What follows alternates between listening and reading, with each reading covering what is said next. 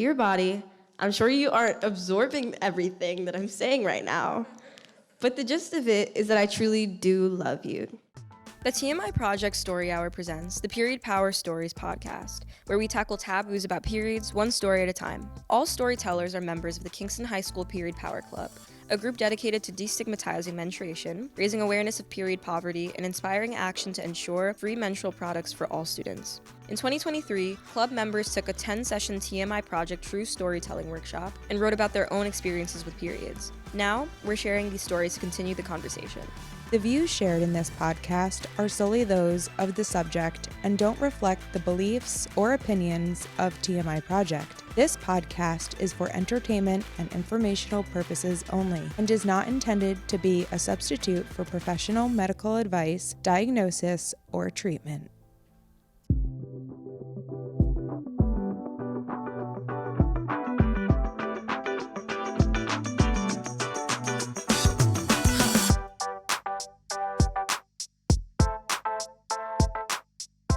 Hi, I'm Dominique, senior, activist, and your host for today's episode of the TMI Project Story Hour presenting the Period Power Stories podcast. Today we'll hear a story from my friend Makayla, a fellow activist at Kingston High School Period Power Club. Hi, Makayla. Hi. And we have a very special guest today, Dara Lurie, one of two workshop leaders who helped all of us create the stories you're going to hear about. She's going to help us talk about why storytelling is so important to this cause. Welcome, Dara. Hi, Dominique. Hello. So happy you're here with us. Can I ask you some questions? Sure. Go right ahead. First, where did you grow up? What were you like in high school? Were you already a feminist? That's a lot of questions all at once. I grew up in New York City on the Upper West Side.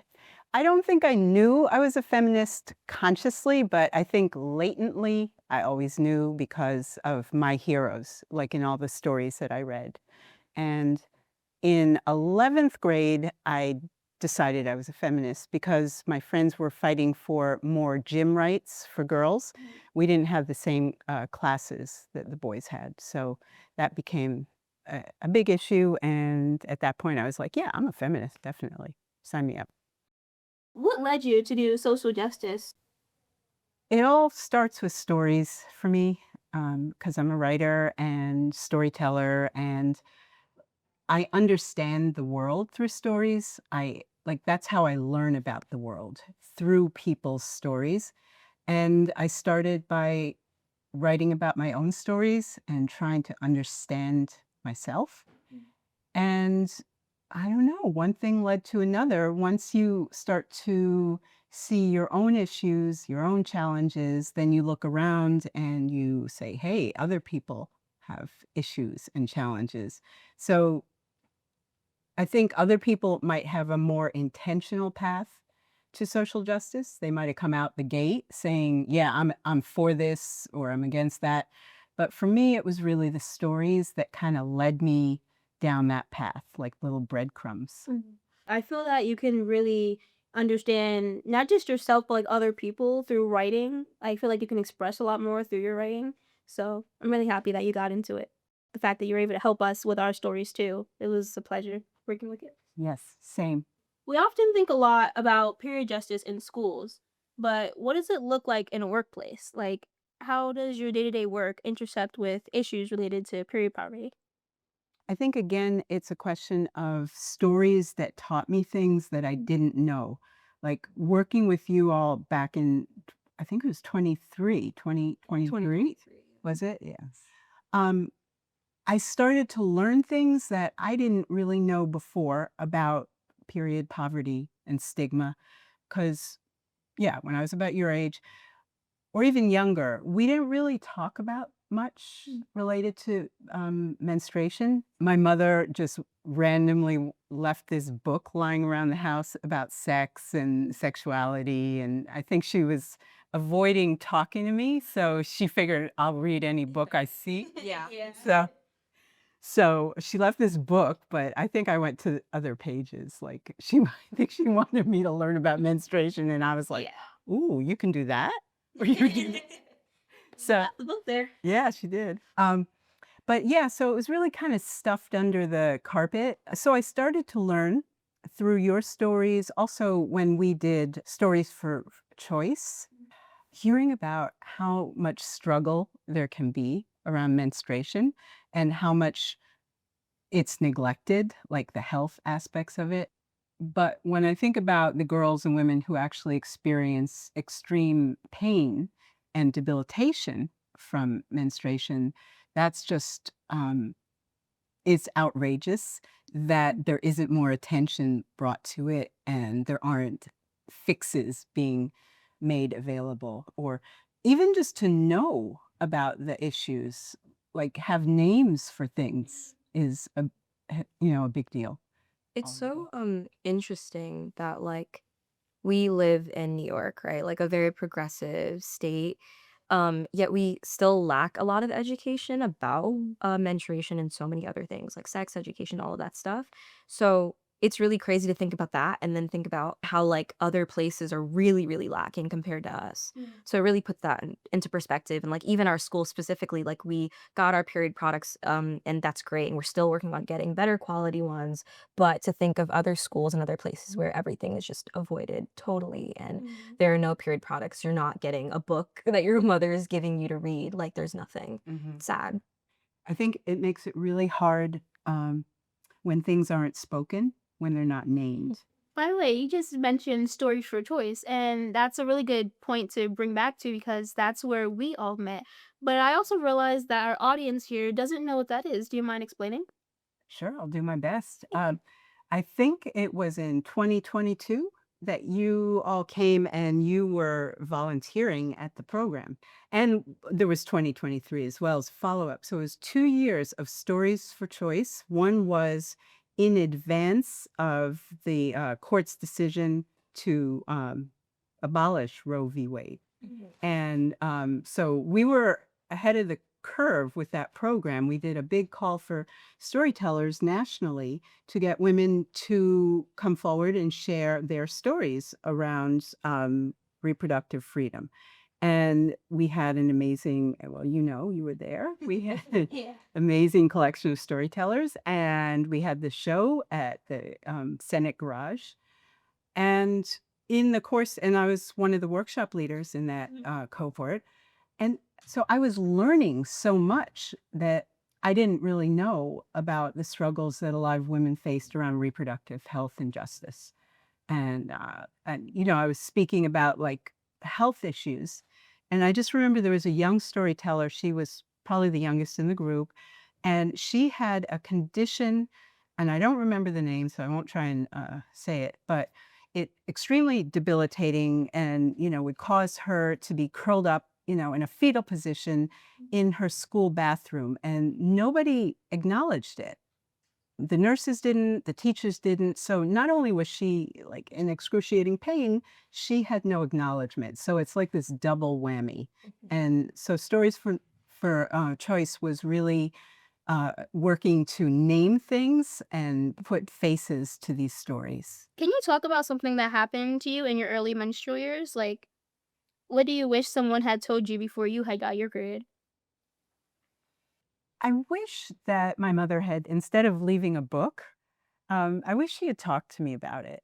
Because even though there was no direct stigma around it, I mean, and I was lucky growing up in New York City, Upper West Side, very liberal environment, there's still like a general stigma. There's still like a feeling like, oh, now you've got something ugly going on in your body.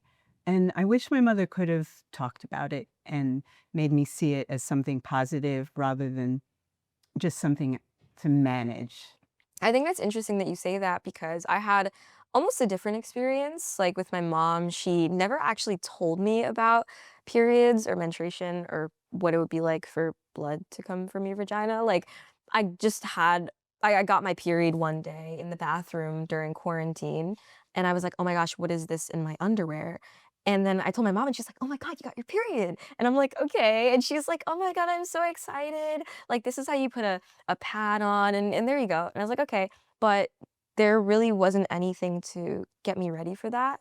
And I think as much as my mom was supportive and I was a little bit freaked out about how she reacted because she was so excited, I wish I did have more information and stuff on what it was going to be like. And I'm lucky enough to not have it's so bad, you could say. Like, I don't have really painful cramps. Like, I don't have really heavy bleeding. But if I did, I can't imagine what my experience would be like now. And not having that information, education to better help me like get through that. And hearing both of your stories makes me think of kind of like how my mom went about it. Ever since I was little, she was very open about periods. She was like, "Yeah, that's a pad, that's a tampon. Eventually, you're gonna get your period. Just let me know." She'd be like, "Blood in your underwear, you'll be fine." I was like, "Oh, okay, that's nice." And one day I got my period, and she was like, "Oh, that's nice, like cool." I was like, "Oh, okay." She's like so calm and collected about it. She's like, "Here you go. Just put on a tampon, put on a pad." I was like, "I'm not using a tampon just yet. I'll put on the pad. That's cool."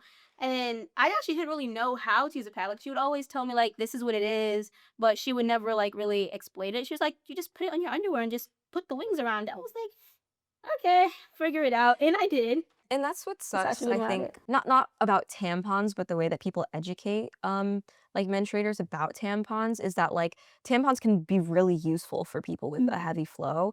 And the fact that like there's so many menstruators out there who are just using pads or things that maybe are not as good as a tampon would be because they have a heavy flow. It's just disappointing to think of like how, people's experiences could be changed if they just did have like literally once like single tip when they first got their period or something. Or something like not scaring them into it because Yeah. honestly, I use tampons, but before I was using a tampon, I just looked at it, I was like, Yeah, and I'm no, still it's scared to use a okay." tampon. And then the store would have to angle it, and I just didn't know it. I was like, Mhm. I don't want to mess Yeah, anything up. they don't teach you, and it is scary. Like, naturally, I think when you're young and you're being told to put something in your vagina, it's like, "Whoa," Mhm. like, that's freaky, but you grow into it. It's like, oh, it's like you have to just, like, accept it and deal with it and figure it out on your own when you do start to bleed more because it's just like, you just have to deal with it, but then no one actually teaches you, and that's how health issues arise because you don't actually know how to put this in Yeah, you. Like, it'd be nice if there was like more education around it because there are multiple different sizes that you can be using. So you gotta know like which one is the right size for you. Like if it's too small, it's gonna leak, or if it's too big, it can lead to like multiple different issues, or like how long to leave them in 'cause you don't want to get mhm. toxic shock syndrome, which a lot of people don't A lot of know people about. do not know. Or some That people is just leave it in look like it it's up. never. Don't do that, guys. 8 hours, no more than that. 3 hours. Oh my God. 8 hours and that's your cap. Yeah, You should not after be 8 hours, I you think shouldn't. pads and tampons, both, you should be changing them. Like every 6 to 8 hours. I would say about 6, but you can do 8, but you shouldn't ever exceed past 8. Yeah, and even, like, things with that, it's like people who don't have access to period products. It sucks for people, like, dealing with that because it's like, you can't just, "Oh, like, I'm gonna change my pad in another 8 hours," because maybe you don't have another pad to change into because you can't afford that, and it's like, it's disappointing because this is our health and this is our body. These are our bodies, and, like, we wanna live as long as we can and be as happy as possible for, however long. Expectations, right? Yeah. Expectations need to change Mhm. on what's normal. I love the fact that you were talking about like getting to know your body and understanding like your own flow and what's right for you, what you're getting to learn about it. So from there, we can actually transfer into your monologue where you wrote a letter to your own body. Dear body, hey, how are you? I just wanted to take a few minutes to tell you how much I appreciate you and share a few things. In case it isn't clear, you are my home, you are my fortress, my safe haven. Others may call you my body, but I think you deserve a different word. I don't know what it is yet, but you are exquisite, and I think the word should be more special than just body. Unfortunately, dear body, I don't treat you great all the time. You annoy me when I look at you too hard and your skinniness becomes more apparent. You annoy me when you hurt because I feel it too. I dump my issues onto you by shaming you, feeding you things that don't make you feel good, and not caring for you the way I should. But I love you for so many reasons. I appreciate being multiracial, though it can be a struggle at times. I'm a mixed-race Black person, and when someone asks me what my ethnicity is, I always say Black first because I identify most with my Blackness. I mainly live with my mother and brother, who are Black. I use slang sometimes. I dress in baggy clothes sometimes. I listen to rap sometimes. I find it hard to define what being Black means to me. It absolutely hurts me to admit that I've let society shape the way I see my own people. I catch myself thinking of the negative labels attached to Black people and tell myself that I wouldn't want to associate myself with a certain behavior. I associate the way I dress with non-Blackness. I associate the way I speak with non-Blackness. I associate so many attributes of myself and my life to non-Blackness. So why do I still feel that I am Black? Maybe it's because despite all the stereotypes imposed on Black identity in this country, I still love being Black and being raised around Black culture. It's the same for the way I used to feel about my period. I used to think that I hated it. Sure, I get it every month in random places at random times, and it's ridiculously inconvenient. About half of my underwear are stained with period blood. Walking around with a pad in public feels like I'm announcing that I'm on my period, but my period isn't heavy, and I rarely get cramps. I've started to realize that it's not my period that I dislike.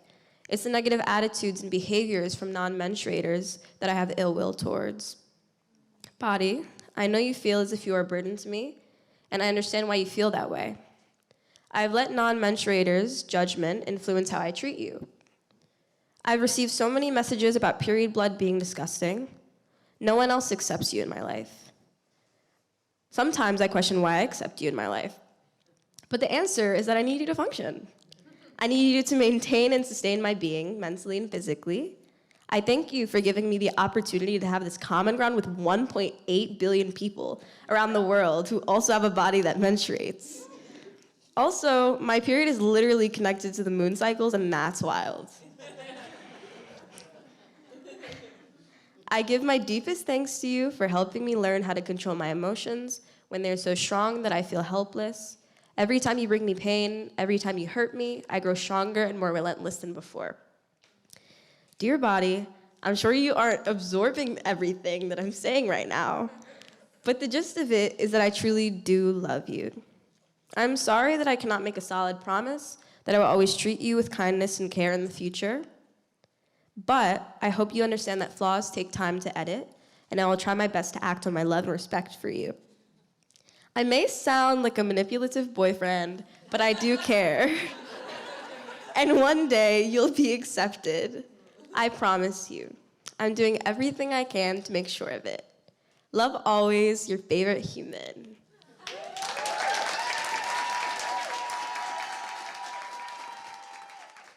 Thank you so much for your story, Makayla. Dara, you worked really closely with Makayla in helping her to create her story. So I just love to hear and understand what was the experience for the both of you? I think it was really empowering, especially talking about how I feel about my body. I think growing up, I never really reflected on how I view myself, especially my appearance. Um, and so doing that and putting that into writing and being able to be vulnerable enough and courageous enough to tell that to an audience of people was really great.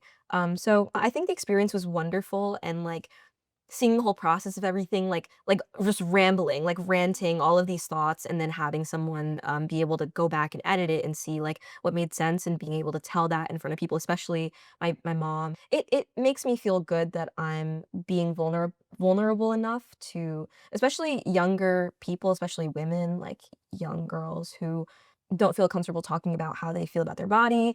And I hope that I can be a person who gives them a bit more courage to do that. I think you are being just that. Thank you. And to your point about being able to be vulnerable at a young age, and especially for girls and women, for Yeah. us to be able to feel like we have the right to express our Yeah. vulnerability. And I was thinking about the process. I was remembering how we had that great little workroom upstairs from where we met. And I just remember all the scribbling that was going on, and all Yeah. that kind of just pulling in different things, and how you had all of this writing, and then at the end, you started writing a letter to your body. Yeah. It was almost like its own separate thing, and then it flipped, and that became the story. Yeah. And I love that process too, because it is that kind of messy space, sitting on the floor, sitting on cushions, Yeah. thinking about it, going back and forth, asking questions. Going through different topics too, because it's you want to find that perfect topic I mean, we did center it around menstruation periods, our experiences with them, but having all these different topics, but then picking that one specific thing was really nice. Yeah. I'd also like to ask, why do you think taking the time to tell stories like Makayla's is so important? Like, what purpose does storytelling serve in social justice? Oh, I think it's everything. As we were describing the kind of messiness of just doing a lot of searching, a lot of like, some of it isn't going to be useful, but that's how you get to what is useful by being willing to be messy. Mm. And the story is really, it's kind of like the inner logic of your heart and the inner logic of your brain coming together. And it can surprise you. Like you might not know what your story is going to be until you take the time to be messy and keep going back at it. But to me, storytelling is everything about social justice because it teaches us what other people are experiencing. And it shows us from a really close up angle that what they're feeling, what the world looks like, what things mean for other people. How can we really honestly understand a topic if we don't hear the stories that connect to it? It's great that you say that because I feel like doing the story and many stories, it really shows you how many people have very similar experiences. And it's actually crazy to think about because you feel like, you're alone and you've only been through this one thing and no one else will get it. But so many people actually do. And I think telling those stories and having that feedback, once everything's done, it's really fulfilling and really shows you that like, yeah, you're not alone.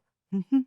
Yeah, and that word empowerment that we keep Mhm. hearing, Yeah. I think it's that not aloneness that empowers us because it's changing social norms, Mhm. it's changing expectations. Yeah. Like what I expected at your age is not what you have to expect True. anymore because of all the stories. And one last question for you, Dara. What advice would you give to youth and activists who are trying to change the world? So when I was about 27 or 28, I was living in Berlin, Germany. Really? And I had connected with a group of Afro Germans who were trying to get their whole identity on the map. Mm. And in the course of that, I met the great warrior poet Audre Lorde. She was there. I did not know this at the time. She was there to heal herself from breast cancer. And she was coming to Germany on a regular basis for that. So I met her at an event, and she knew my aunt, who also taught at City College. And she asked me a lot of questions. Mhm. And the question she asked me repeatedly is, who are your people and who are your support group? And I could not answer her Mhm. at the time. And so I think that you're asking me what advice I would give. I would call on the great mother Audre Lorde Yeah. and just to pass that on, to know who your people are and who are your support group. Thank you so much for joining us and being here on our podcast. Thank you, listeners, for listening to us. That's part it. Yay! Thank you for joining us for this episode of the TMI Project Story Hour Presents, the Period Power Stories podcast. If you like what we're doing, please subscribe, rate, and leave us a review wherever you get your podcasts. It really helps. TMI Project is available to offer true storytelling workshops and performances for your school and workplace. To learn more or to support our work, you can find the details at tmiproject.org.